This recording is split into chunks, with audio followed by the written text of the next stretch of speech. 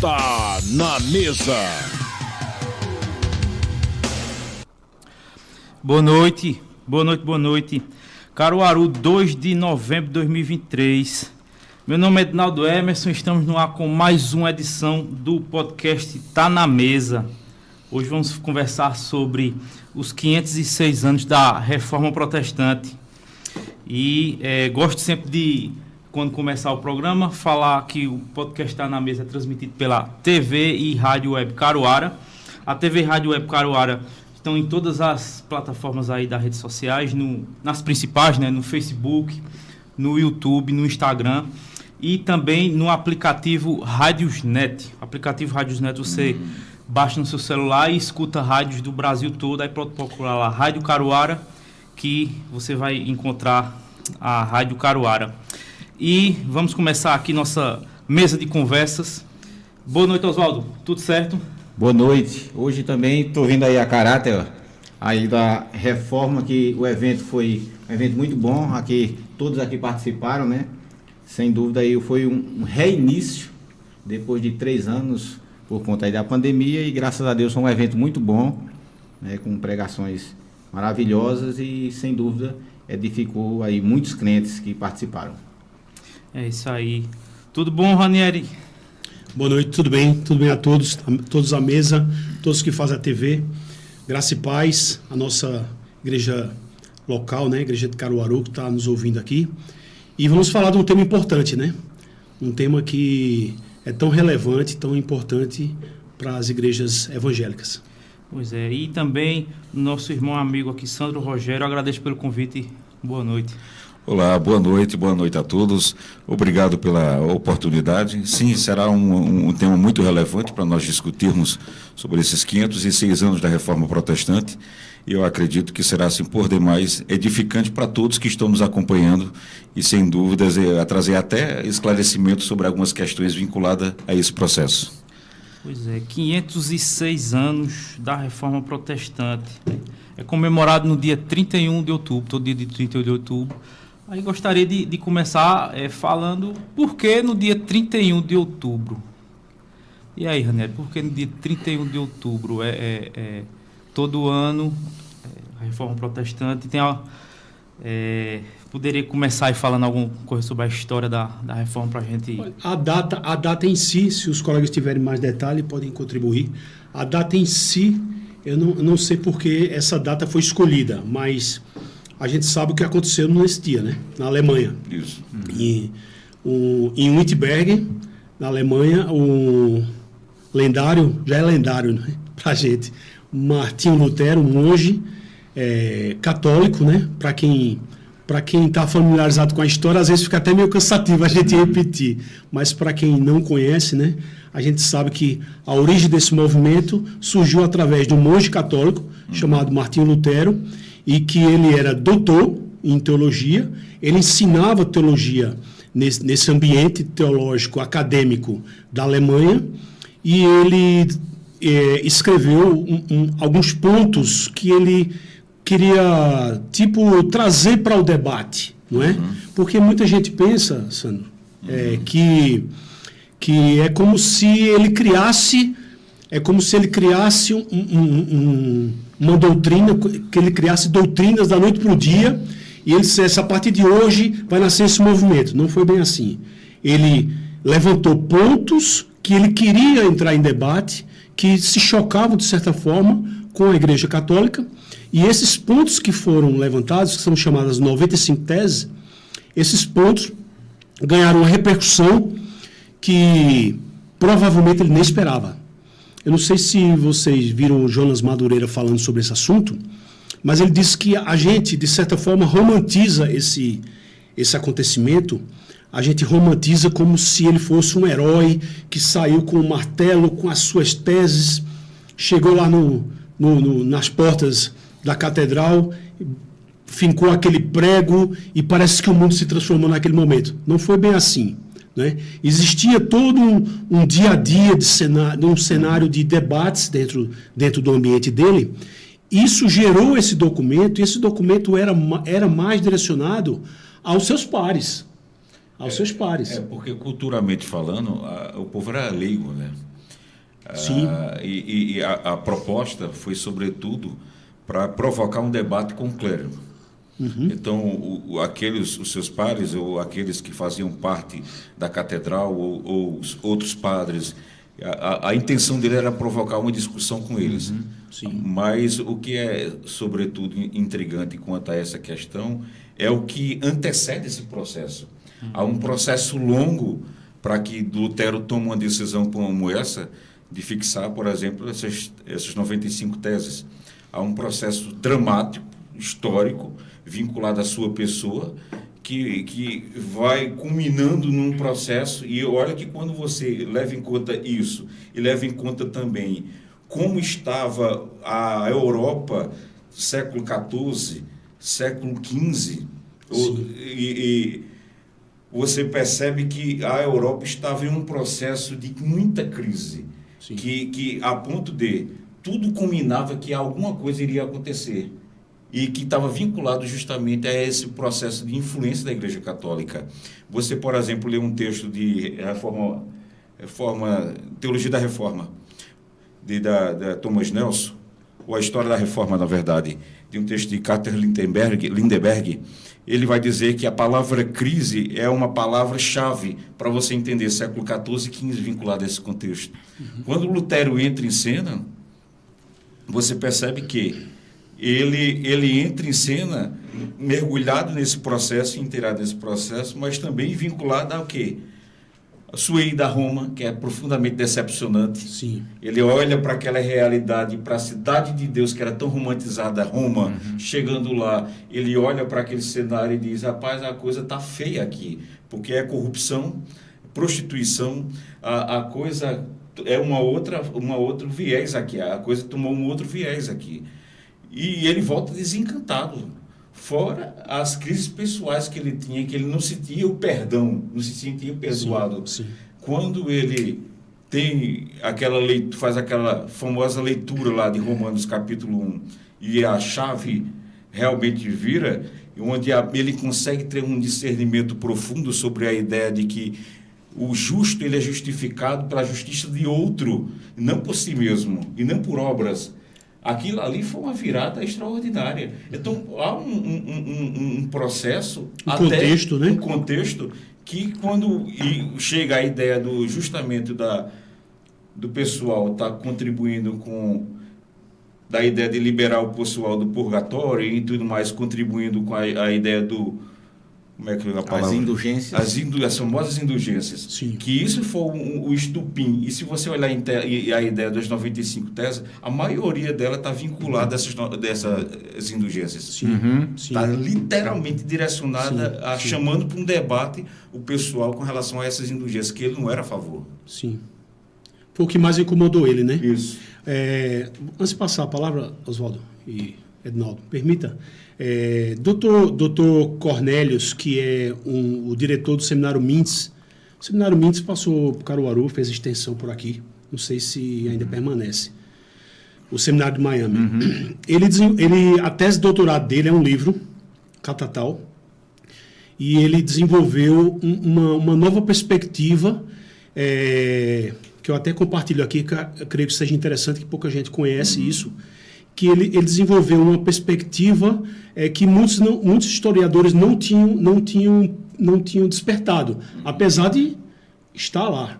E que foi o seguinte: com a descoberta do Novo Mundo, que foi o mesmo período, século XVI, tanto a Espanha quanto Portugal, que eram as potências marítimas da época, eles estavam muito voltados economicamente, sua atenção para cá, para o nosso lado.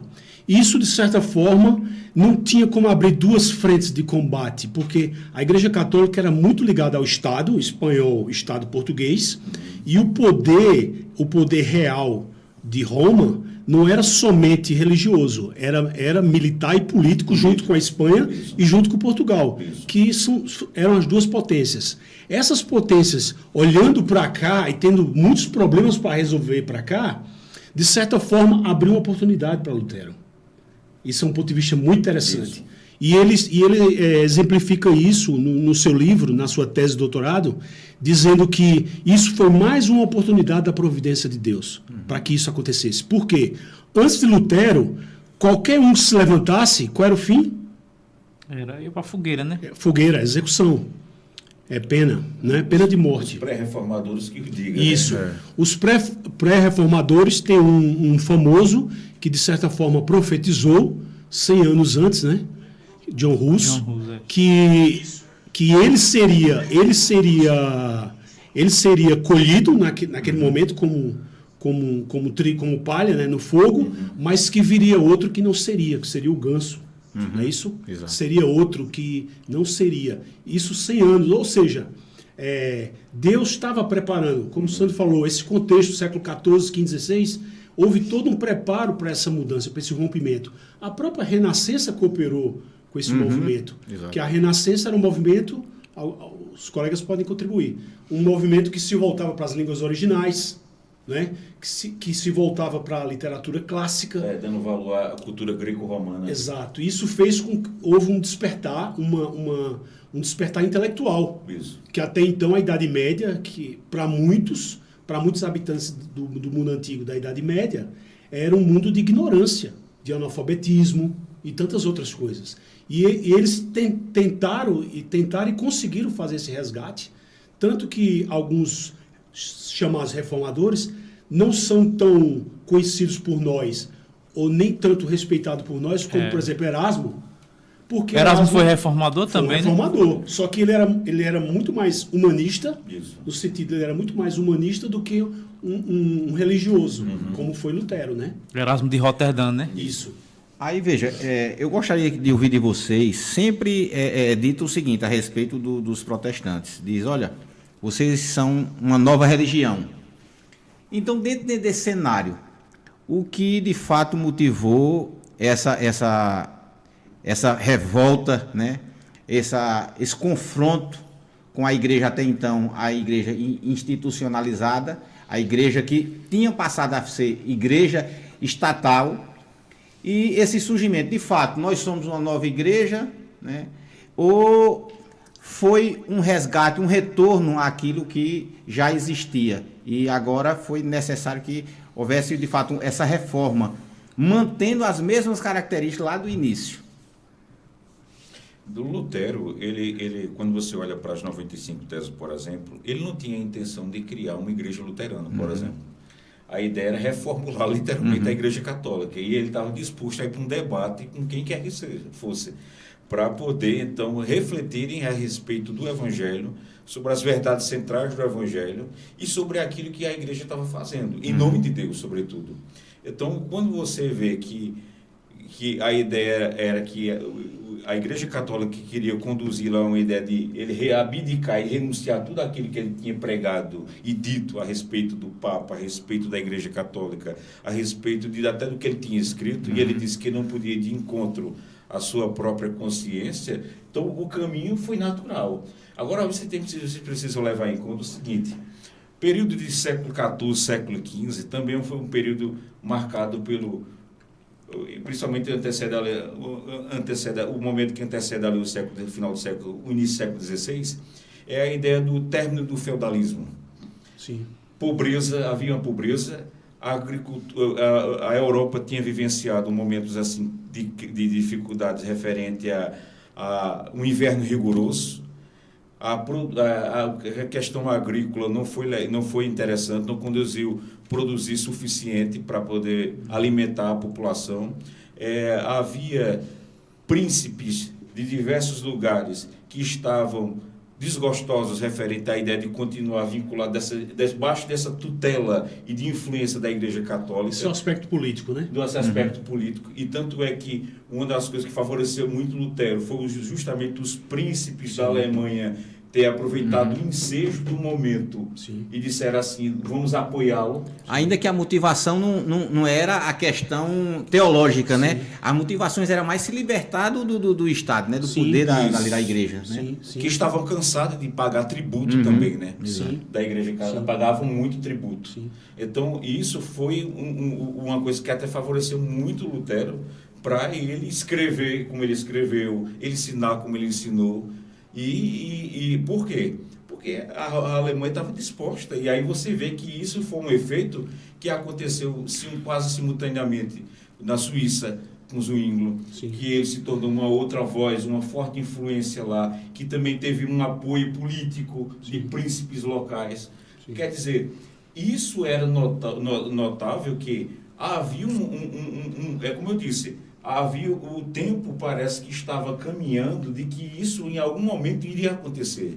E o Lutero foi esse instrumento que simplesmente surge na história, e a gente não pode dizer que uma outra coisa também que favoreceu a imprensa, né? É isso que eu ia falar, para jogar, para trazer a mesa aí. Mas o contexto é muito rico, rico. Interessante, só permissão para uma palavra, que o termo reforma, que por mais que a oposição religiosa tentasse desvincular ou transformar esse nome nunca se afastou, sempre permaneceu. Isso. E esse nome reforma tinha exatamente a intenção de não se tornar um movimento novo, respondendo a sua pergunta, não se transformar numa nova religião, e sim retirar o excesso da religião cristã, dentro do cristianismo, que vinha desde os primeiros séculos. Então, eu acredito que, Oswaldo, aconteceram duas coisas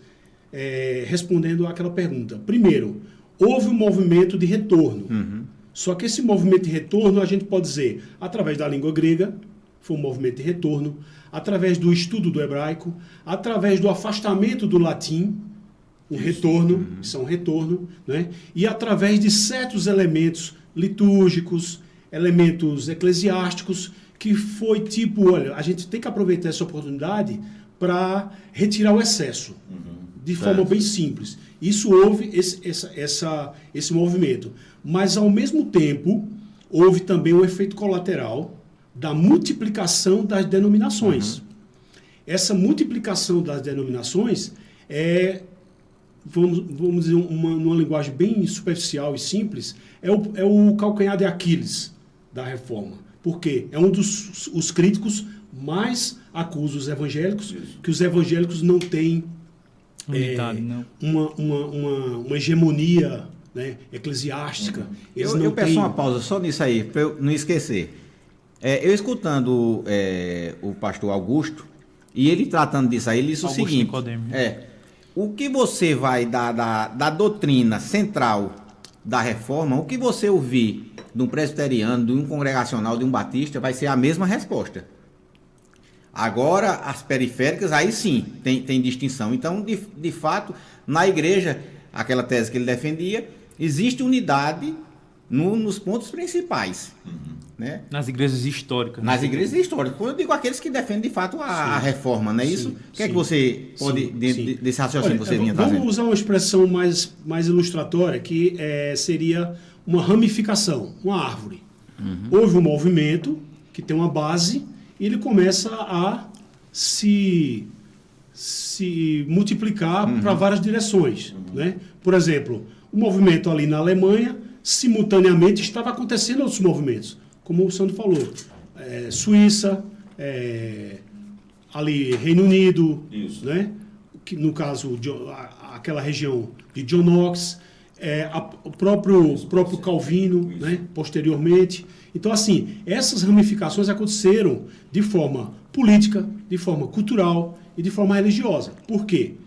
Saindo da Alemanha, se você vai para outro país, aquele país, ele absorveu o evangelho, ele absorveu aquela herança reformada, aquela discussão reformada, de forma diferente do que, por exemplo, a França.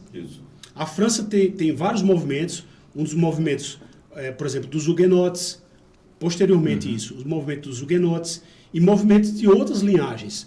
Você vai para a Inglaterra e tem os puritanos e outras linhagens. E você tem ainda os que não têm, os que são meio deslocados, os anabatistas e outros que estavam meio deslocados. Inclusive, essa multiplicação e essas divisões começaram a criar problemas, inclusive guerras. E essas guerras são outros argumentos para a oposição, para dizer, olha aí, eles foram romper com a igreja e agora estão em guerra. Olha aí, romperam com a Santa Sé, romperam com a Igreja Mãe e agora estão se multiplicando e estão se dividindo, mas eu acredito, por uma visão missiológica, que isso é necessário dentro da providência de Deus. Por quê? A partir desses pontos, eles são multiplicados para outras regiões. E o reino de Deus só tem a crescer. E não o reino de Deus ficar na mão de um grupo só, que esse grupo cometeu seus excessos. É histórico, a gente não vai ficar acusando grupo A ou grupo B, mas a gente sabe que teve seus excessos, teve seus erros, assim como o protestantismo teve também seus excessos e seus erros. Aí assim, só fazendo a transição contemporânea para cá, é interessante a gente pensar o seguinte: se Lutero, uma das suas bandeiras era bater de frente contra a exploração financeira da indulgência, hoje a gente vê muito isso acontecendo no nosso dia a dia nas igrejas evangélicas. Então, por exemplo, muitos pastores eu não quero citar denominação e nem nomes, mas alguns pastores podem, por exemplo, se alinhar a algum princípio reformado e, de repente, ele está explorando alguma área econômica na igreja. Nada contra você ter um ministério, por exemplo, como um seminário que precisa manter suas instalações, manter suas contas e precisa fazer com que aquilo tenha fins lucrativos. Não é isso. Uma editora, por exemplo. Uma editora, ela precisa comprar o papel, pagar as máquinas, fazer a distribuição. Funcionários. Exato. Mas pregar o evangelho cobrando, isso eu já acho um absurdo hoje em dia. Porque acontece de dizer, pastor, venha pregar em tal lugar, e ele cobrar. Então, nesse ponto, eu acho que tem um vínculo aí, tem uma ponte com aquele protesto que Lutero fazia no século XVI da exploração financeira. Reconhecendo, lógico, dentro disso que você está dizendo, chega o pregador, uma igreja, se for uma igreja com visão missionária, ela vai dar uma oferta, né, ao pastor, até porque ele vive do ministério, né? Sim. Além de recebê-lo bem, Sim. Que é uma das características também do cristão, é ser hospitaleiro, Sim. Também trazer o sustento que ele Ser precisa generoso, material. Ser generoso, exatamente. Ser generoso, ofertar. Mas nunca Agora, veja, cobrar um cachê para participar. Eu não vou dizer Isso o nome aí, do santo, mas vou dizer um milagre. Aconteceu recentemente aqui em Caruaru de um pregador cobrar mais de 100 mil reais para pregar aqui em Caruaru, e você, para assistir ele falar, ele é considerado pastor, para você ouvir ele falar, você pagaria uma cadeira de 40 reais a 120 reais, se eu não estou enganado. Ou cadeira de 40 ou cadeira de 120 reais, e o evento custou, para a organização do evento, para trazer o pastor, 120 mil reais, no mínimo. Pode ser até mais. Então, assim, nisso eu vejo que é necessário a gente fazer essa crítica, certo? Porque são as estrelas, né? Exatamente. Então, é necessário fazer essa crítica.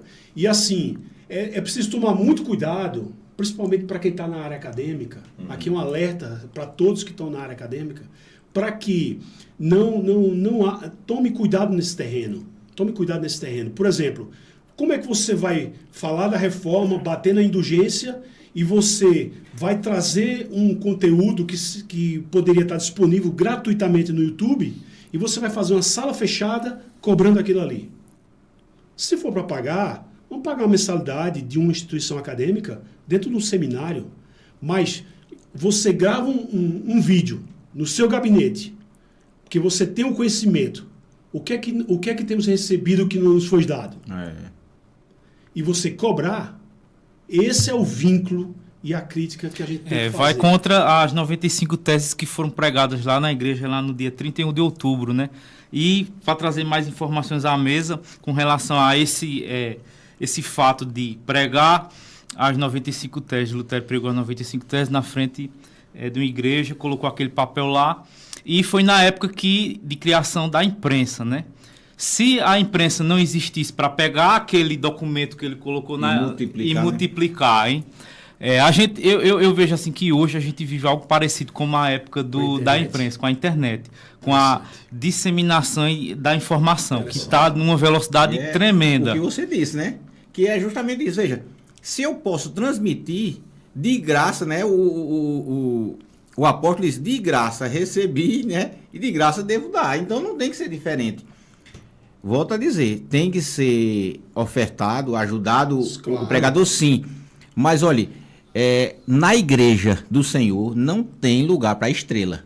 Infelizmente, nós conhecemos e sabemos que alguns querem ser estrela no meio evangélico, mas não tem lugar para estrela. Eu lembro que lá no passado, né, para os mais antigos, teve um pastor que chegou aqui ali no espaço cultural e pessoas estavam querendo tocar nele, tocar na orla. E ele cercado de segurança. Cercado de segurança. Então, como se fosse trazendo a memória quando aquela mulher que tinha aquele fluxo de sangue queria se aproximar de Jesus. E ele cercado de segurança.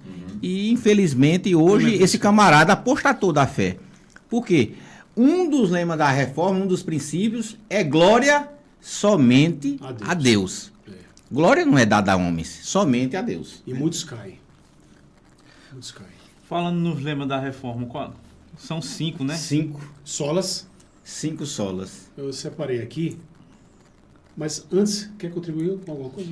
Não. Dentro desse comentário? Pode ficar à vontade. Sola gratia, que é somente a graça. Sola fide, somente a fé. Solus Christus, somente Cristo. Sola Escritura, somente a Escritura. E soli Deo glória, glória somente a Deus. Foi o que Oswaldo falou. O interessante é o seguinte, a gente fez 2 citações, né?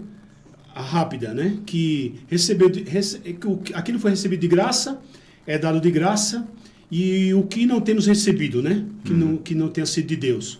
Ou seja, isso é sola Escritura. Isso é sola Escritura, na prática. É você citar o texto e ser guiado por esse princípio. Então, aquele pastor que cobra, ele está fugindo do princípio. O obreiro, ele é digno do seu salário. O pastor é digno do seu salário. É bíblico também. Mas a partir do momento que o ministério vira uma empresa, ela corre um risco muito delicado, esse risco. Porque entra aí o status, vai dividir a glória, e entra aí fugir do sola Escritura. Veja, 2 pontos aqui que já dá para interagir, né? E uma coisa interessante do somente a graça, somente a fé, somente Cristo, Escritura e deu glória. Antes disso, eu só queria lembrar o seguinte, já que você falou da questão da humildade, né? Se a gente lembrar um pouco sobre como o trabalho evangélico chegou aqui em Caruaru, ou chegou na região de Pernambuco, a gente vai ver a dedicação desses homens, a humildade desses homens, né? O sacrifício desses homens. Homens que entraram ali pelaquela região de Santa Cruz ali, Poço Fundo, né? Os primeiros congregacionais, entrando por ali, que não tinha local nem para passar um carro. Andava de cavalo. Né? Ele tinha que andar de cavalo, muitas vezes pegando seca, muitas vezes tendo que comer farinha de palma. Né?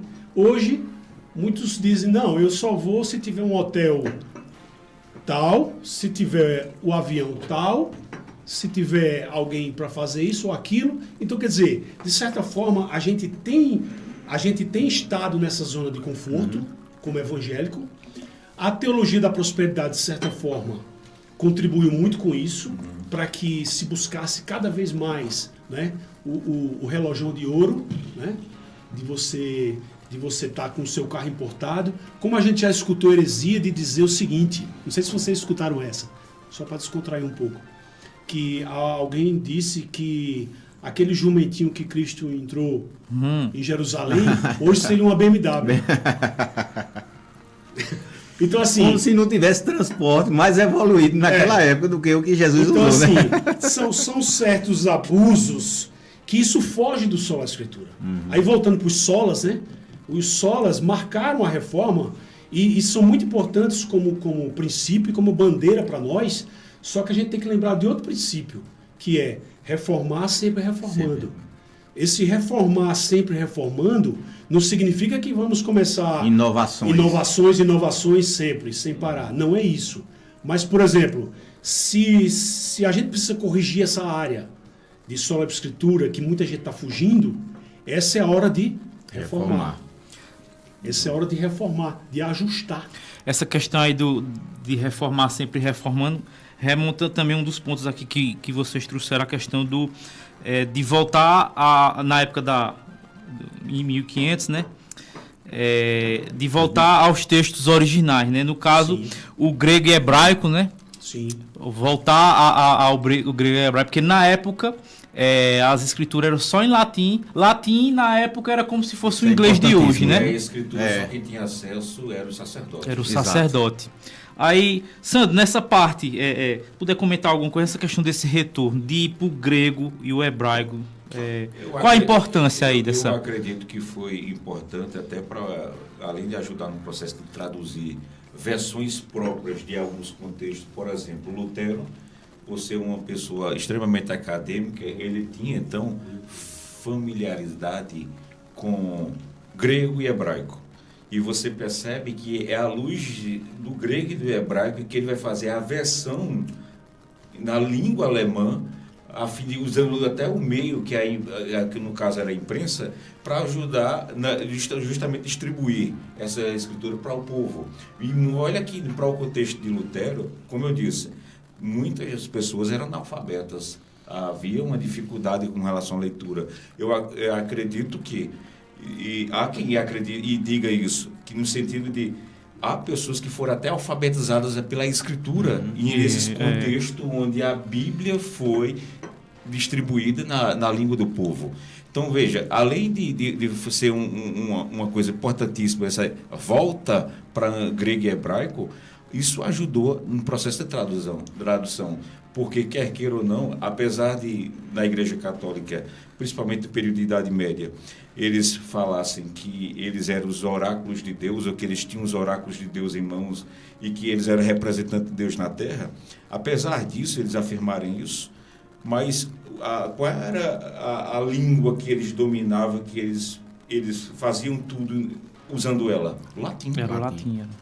Então isso dificultava muito. O povo não sabia, não conhecia a língua. Não. E você percebe que as pessoas participavam de cerimônias cumprindo um rito, Sim. mas sem entender, discernindo nada. Só via os símbolos.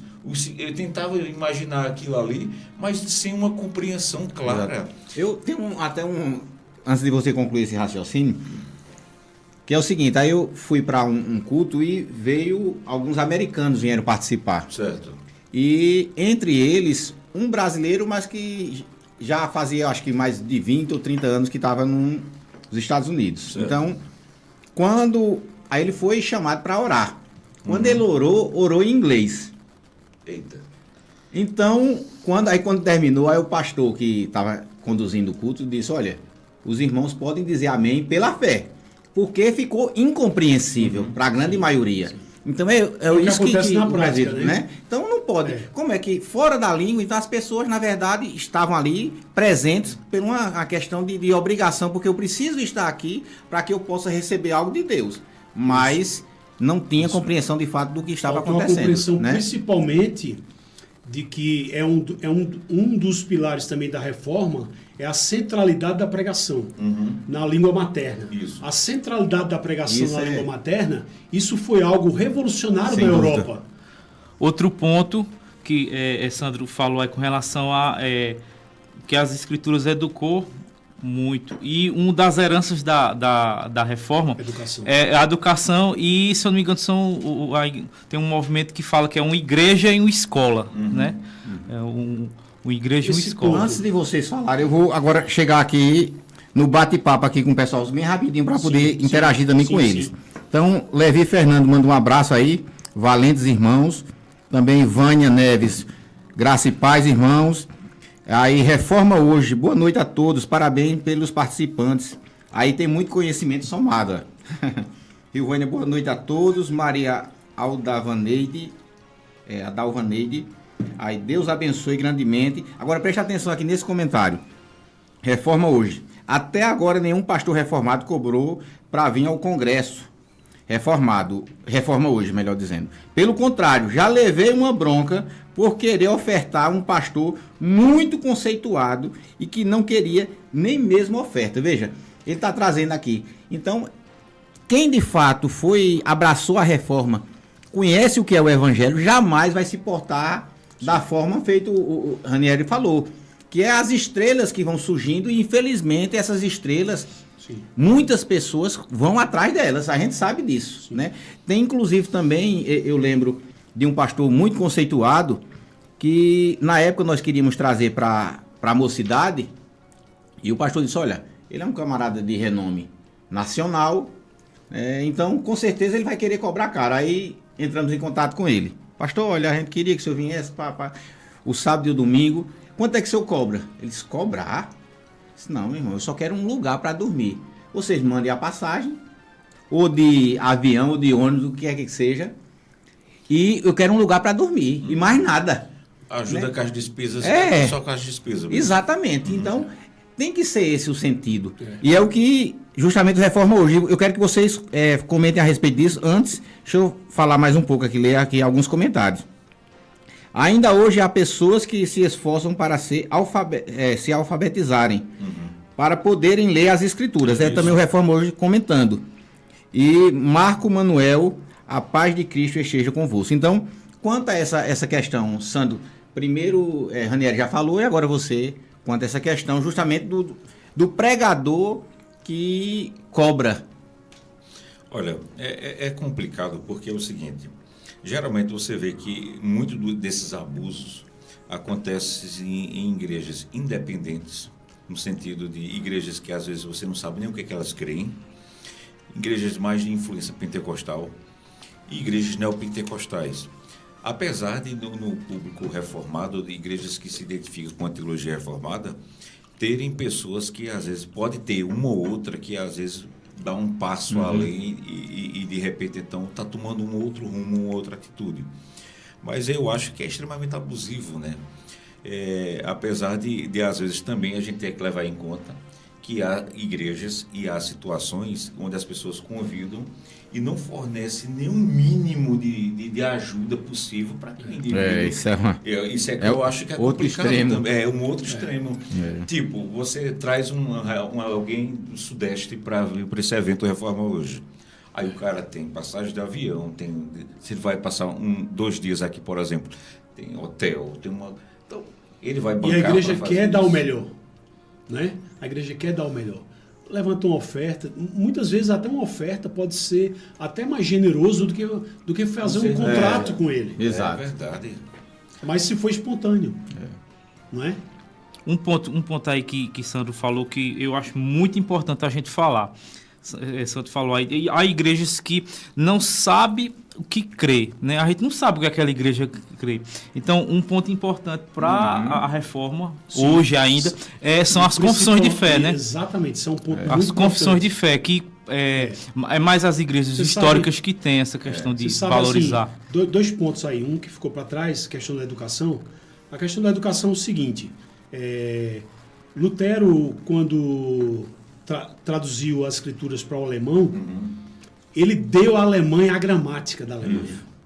A Alemanha desenvolveu grandes filósofos posteriormente, grandes pensadores, porque ele criou a pedra fundamental da gramática da Alemanha. E aconteceu também... Teve termos que ele quem criou, sim, no processo de criar ali. Então, fantástico. Se hoje a Alemanha tem grandes escritores, teve que passar pela gramática que o próprio Lutero, que Deus colocou esse monge corajoso, escondido, né, dentro de um castelo. Pronto, isso aí é interessante, né? Foi os príncipes da época que sequestraram ele para ele não ser pego. Protegeram ele por anos, deixou a barba crescer, mudou de nome. Quem sabe qual foi o nome que Lutero usou? Era Cavaleiro João, não era? Jorge, Cavaleiro Jorge. Mudou, não ficou como Cavaleiro Jorge escondido. Jorge, já para se disfarçar um pouco. Aí assim, ele trouxe essa gramática. Na Inglaterra também, com as traduções inglesas, nós temos todo um hall de escritores que surgiram porque teve sua base a partir da língua inglesa, certo? Então, nesse quesito, a gramática, a educação foi muito favorecida nesse aspecto. Ainda falando nesse aspecto de educação, a gente, Edinaldo citou aquela estratégia missionária de Uma igreja, escola. escola. Isso. Igreja escola, de forma bem prática, e já avançando no tempo, no século das missões, nós temos o caso das grandes igrejas, das universidades Sim. e dos colégios que de temos. protestante. Como exemplo no Brasil, exemplos próximos, por exemplo, Garanhuns. Tem o Colégio 15, que foi originado através de um ministério que tinha a visão de implantar uma igreja junto com uma escola. Isso aconteceu também em Recife. O Americano Batista, Americano Isso. Batista, Muito conhecido. Agnes É. e outros colégios. Esse pensamento também estratégico missionário foi usado também pelos católicos, certo? Tanto que a gente tem as paróquias, mas temos os colégios católicos próximos. Aqui em Caruaru, Sagrado Coração, Diocesano e outros colégios. Só para citar um exemplo bem superficial sobre esse assunto. Mas as grandes universidades da Europa e do mundo e dos Estados Unidos, todas têm uma pedra fundamental bíblica. Todas têm uma pedra fundamental evangélica. Isso A Universidade de Harvard, por exemplo. Em Harvard geral. foi se não me engano, ele foi um pastor que deixou como herança o Princeton. Princeton. Tem tantos outros Isso, que tem essa influência protestante, né? É interessante. Aqui no Brasil, Mackenzie, Mackenzie, o até Mackenzie, hoje perdura. Aí assim, a gente sabe que de certa forma essas faculdades foram se afastando dos seus propósitos bíblicos. Elas se afastaram. E por isso, quem sabe Deus, lá na frente, amanhã, ou no outro tempo, ele pode trazer um avivamento, uma nova reforma, porque Deus é soberano sobre as nações, Deus é soberano sobre o seu plano missionário, Mateus 28, de ir até os confins e evangelizar as nações. Quem, assim, de anos atrás, né? Eu já estou na casa dos 40, partindo já para perto de 50. O que acontece? Esse é o caçula. Ali na Avenida Leão Dourado, tem a igreja presbiteriana. Salvo engano, é a 4ª igreja presbiteriana ali. Na Leão Dourado. Lá em Leão Dourado. É a terceira. Terceira, né? Não, é a segunda. Segunda, é é? a A segunda. terceira é a do São Petrópolis. Francisco. É São Pronto. Francisco ali. São Francisco. É, A quarta é do Petrópolis. Do Petrópolis, pronto, a segunda. Ali era uma igreja e ao lado era colégio, né? Sim. Isso. Ali. Então ela é das antigas. Hoje tem outras igrejas, como tem a Igreja Batista, mas é algo já recente. Sim. Mas lá do passado, a Igreja O Presbiteriana. movimento de reforma que está acontecendo, a gente não vai entrar por falta de tempo, é que muitos cristãos, mundialmente, estão despertando para o homeschool.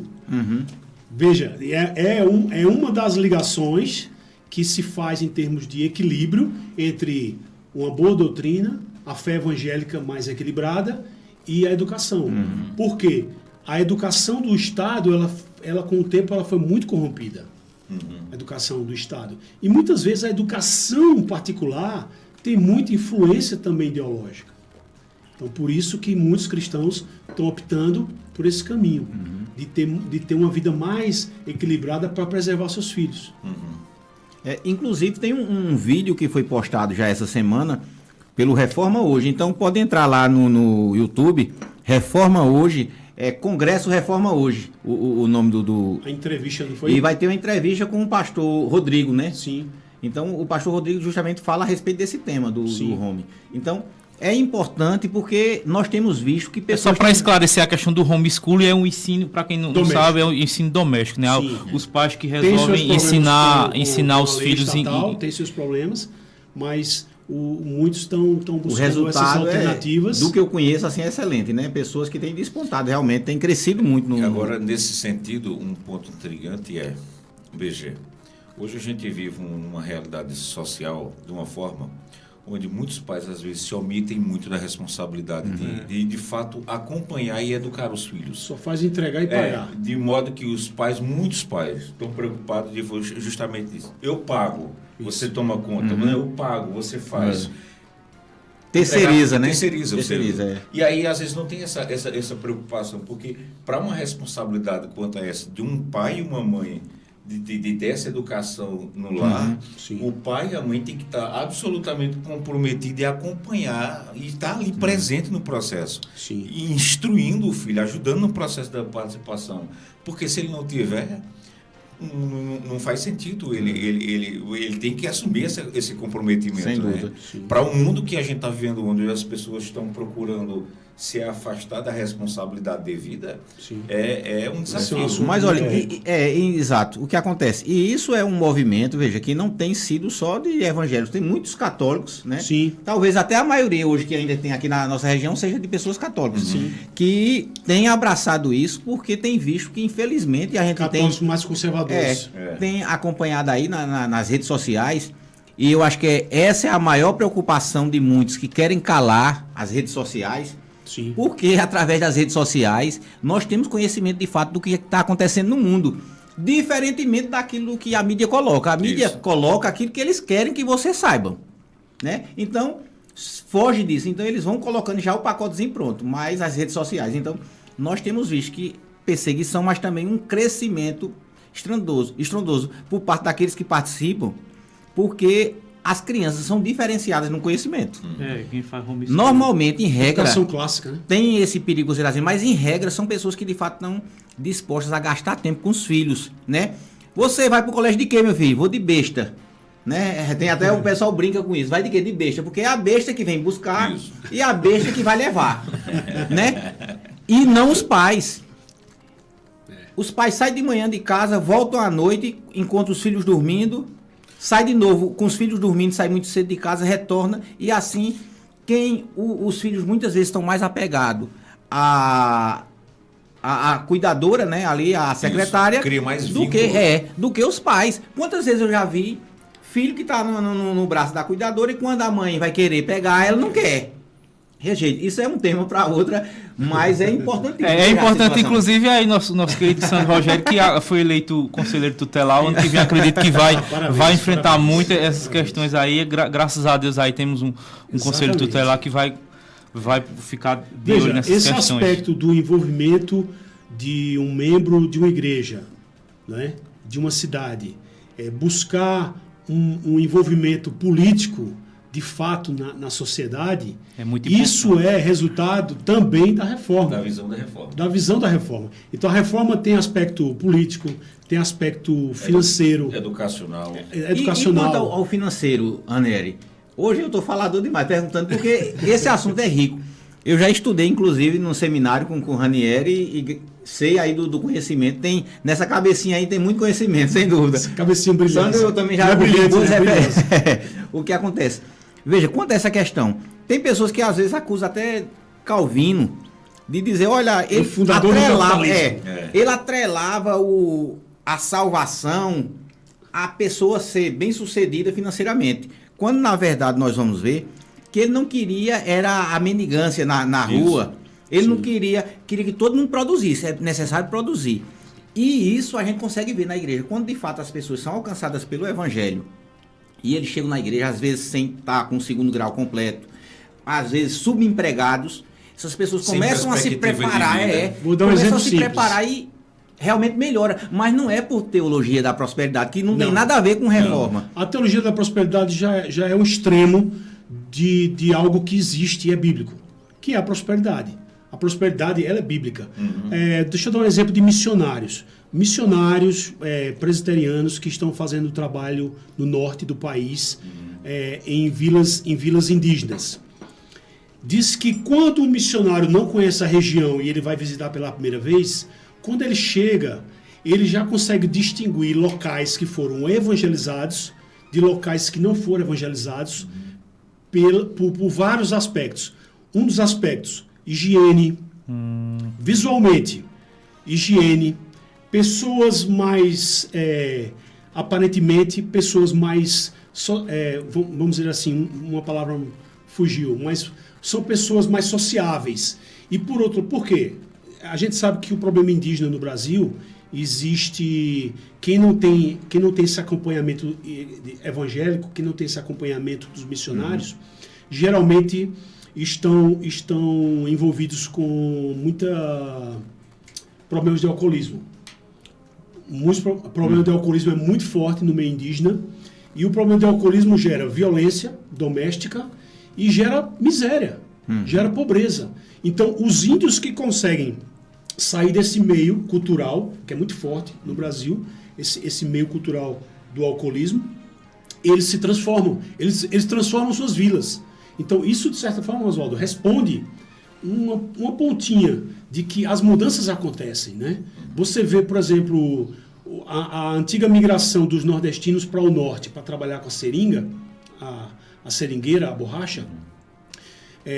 Aquele povo que saiu daqui, a gente sabe que a migração nordestina era de um povo sofrido para o sul, para o sudeste e para o norte, era um povo sofrido, e lá, quando eles estavam sendo explorados de forma trabalhista e acabou o período da seringa, muitos caíram em misérias. Muitos, dali surgiram favelas, dali surgiram as periferias, e aí foi quando Deus, por sua providência, colocou o trabalho da Assembleia de Deus no Norte. A Assembleia de Deus nasceu no Norte, e uma das características da Assembleia de Deus, em resultado prático, social, missionário, foi de transformar aquele pessoal que estava deslocado, sem sentido, a ganhar uma identidade, uma dignidade e a ganhar uma sociedade religiosa. No caso, os pentecostais. Não entrando no mérito de questões doutrinárias, mas eles poderiam, Teve esse melhoramento social, ao invés né? de cair na miséria social, eles estavam de terno, tendo orgulho de criar uma família, tendo Aprender a seus ler. filhos na igreja, tendo seus filhos de terno. Isso é uma característica mais dos pentecostais. São veja, muita herança aí da reforma protestante. Socialmente, muitos benefícios. dei dois exemplos. Um indígena e outro mais antigo, na questão do norte, mas a gente poderia dar muito mais. Porque acho que, sobretudo, muda o foco, né? O indivíduo passa a estabelecer prioridades, passa a ter uma outra visão. Você não vai gastar com jogo, Isso. você não vai gastar com cachaça. Começa a ter uma outra visão da vida, do mundo, e começa a enxergar a família até de maneira diferente. Isso. Verdade. Porque, às vezes, a mulher é vista só com qualquer coisa, aquela que cozinha para ele e tudo mais. Mas, de repente, ele começa a ter uma outra visão sobre a esposa, sobre os filhos, muda tudo. E voltando à ideia da reforma, você percebe que a visão da teologia reformada, ela é rica demais. Ampla, né? É muito ampla. E uma das coisas que tem como conceito é de justamente induzir os cristãos a galgarem as diversas esferas da sociedade. E isso leva com que os cristãos não se omitam das coisas, não temam se envolver com as diversas áreas da vida, mas que estejam ali para poder justamente serem pessoas que atuem, influenciando, ensinando, orientando, representando. Quer dizer, isso é uma visão muito Em todas as positiva. camadas, né? Isso. Pois é muito assunto, é muito bom tratar desse assunto. Tempo voou. E ler aqui algumas mensagens no Facebook, Maria Mercedes Timóteo, boa noite. E as últimas mensagens aqui no YouTube, Verdades Reformadas. Boas colocações, Ranieri. Reforma hoje. Alex de Tocqueville foi para os Estados Unidos para estudar o porquê do progresso americano e descobriu que foi justamente o protestantismo que levou aquele povo à prosperidade. Muito bom esse comentário aqui. Tinha um princípio, tinha um princípio de Calvino que era o princípio da frugalidade. Um nomezinho, parece um palavrão. A frugalidade nada mais era do que você buscar a simplicidade da vida. Isso. Você não gastar de forma excessiva. Não é você ser mesquinho. Não é você ser mesquinho, muquirana, É não ser fechada. escravo da mídia, né? Daquilo Isso. que está sendo colocado Consumismo. o consumismo, Né? exatamente. Então, no sentido de que você investe seu dinheiro em sua propriedade. Aí nasceu outro princípio, que é a propriedade privada. Veja. Verdades Reformadas, comentando aqui no YouTube. Estes pressupostos que Ranieri apresenta são ainda herança de uma perspectiva pós-milenista. E é muito assunto, se a gente for começar... Quem foi que falou? Verdades Reformadas. Eu queria até aproveitar que... É porque ele sabe alguma coisa aí. O que acontece? Edinaldo ele falou a respeito de Sandro, agora no Conselho Tutelar, ainda que, entre aspas, foge do assunto, mas não foge como ele disse. É a necessidade dos cristãos estarem presentes nessas áreas, exemplo né? prático foi a atitude que ele tomou de concorrer. O que acontece, e eu não sei se vocês notaram, mas certamente sim, que depois do resultado das eleições de conselheiro tutelar no Brasil, meu amigo, todo dia a imprensa, a velha imprensa, né, tem um defeito para apresentar, principalmente no meio evangélico. Olha, fulano fez isso, ciclano fez aquilo, como querendo descredenciar essas pessoas. Mas nós temos visto, e a história mostra, né, é como você trazer Israel. Como é que um país tão pequeno, numa região... cercada de inimigos, né? E prospera. E a tecnologia... deserto, então, né? onde o povo que, de fato, Tem no uma mínimo herança, conhece... onde tem uma herança. Conhece a palavra de Deus, a mudança. Quando você vai caminhar e você vê um camarada... Rapaz, fulano e tal. Inclusive, o cara uma vez fez uma acusação. Mas na sua igreja é cheio de ex. Eu disse, exatamente, cheio de ex. Inclusive, eu sou um ex. Né? Porque eu vivia no pecado. Mas, pela graça de Deus, Deus nos retira. Só né? a graça. E traz nova mudança, né? Então, é necessário. Então, as pessoas que estão agora... Tem o irmão Sandro, tem a irmã, que agora fugiu o nome dela, que também foi... Acho que é Roseni. A irmã Roseni também. Então, pessoas que conhecem e vão procurar aplicar, né, o direito, sem tendência, que é justamente o que eles queriam. Eu depois gostaria da gente tratar um dia mais sobre a educação. Por quê? Eu cresci ouvindo o seguinte, olha, não queira ser professor, porque professor ganha mal, é desqualificado, e com isso as pessoas, ninguém queria ter um filho professor. E uma esfera importante, a esquerda foi tomando. Hoje, as universidades, os colégios estão tomados pela esquerda. Então, nós precisamos resgatar pessoas bem preparadas, estar na sala de aula ensinando, não é ensinando a ser evangélico, não. Ensinando aquilo que tem que ser ensinado num colégio, na academia. Tem que ser ciências, tem que ser o que cobrar ali aquele estudo. Então, isso é necessário. Né? Então, é muito bom isso. É por isso que eu parti para a formação na área de educação, né? Eu fiz várias especializações aí na área da educação, sou pedagogo também. E sofreu muita perseguição. Com certeza. E uma observação importante, veja, da Aliança de Igrejas Congregacionais entrou 3 pessoas. Um foi reeleito, que é o advogado Josué, e da igreja do congregacional aqui do Kennedy, entrou eu e outro irmão. Teve 2 lá. Duas pessoas conseguimos entrar. Depois, se puder, a gente vir falar sobre esse assunto do Conselho Tutelar, o ano que vem a gente tratar desse assunto. E a gente está chegando já no finalzinho do programa falar aqui sobre os nossos parceiros e apoiadores culturais aqui, o Café Missionário. O Café Missionário aqui, inclusive, dado presente aqui para o nosso convidado. Muito obrigado aí por ter vindo. O Café Missionário, você pode adquirir ele. Você também pode, no Instagram, procurar lá caio.tarcio, que é o missionário, e adquirir o café também. Tá aí Esse café é convertido para missões. Isso. Convertido para missões, exatamente. E também a camisaria Wolfwear. Camisaria Wolfwear são os nossos patrocinadores e apoiadores culturais. Queria agradecer. E vai chegar mais aí, viu? Vai chegar mais. Vai chegar mais, se Deus quiser. E agradecer aí a presença de Ranieri e Sandro e deixar aí um minutinho para as considerações finais de vocês, começando por Ranieri.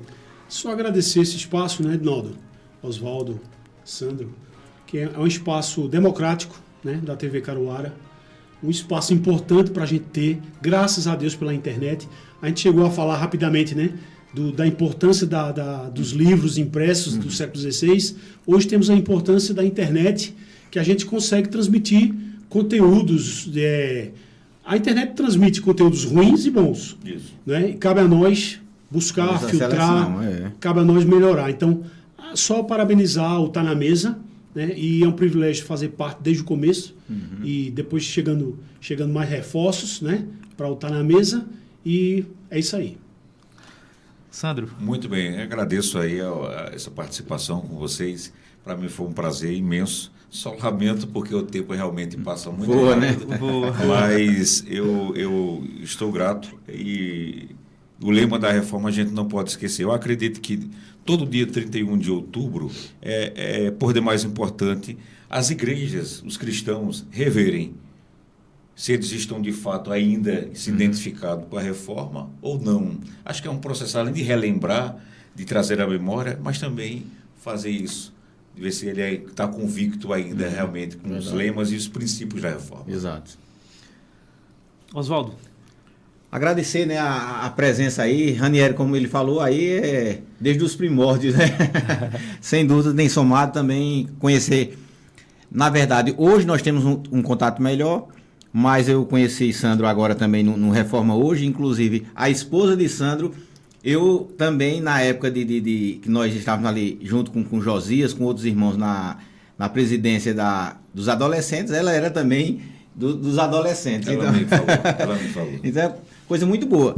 Então, nós agradecemos essa presença e, mais uma vez, ratificamos a todos a necessidade de curtir, de comentar e também de compartilhar esses programas que têm difundido a verdade, né, conhecimento. Então, nós temos tratado de vários assuntos, né, que somam na vida de cada um. Então, não deixe de curtir, comentar e compartilhar. E seja também aí difundindo, né, mais uma pessoa difundindo aí esse programa maravilhoso que é o Tá na Mesa. Pois é, agradeço a todos a audiência, uma boa noite e até a próxima quinta-feira aí, se Deus quiser. Deus abençoe. Tá na Mesa.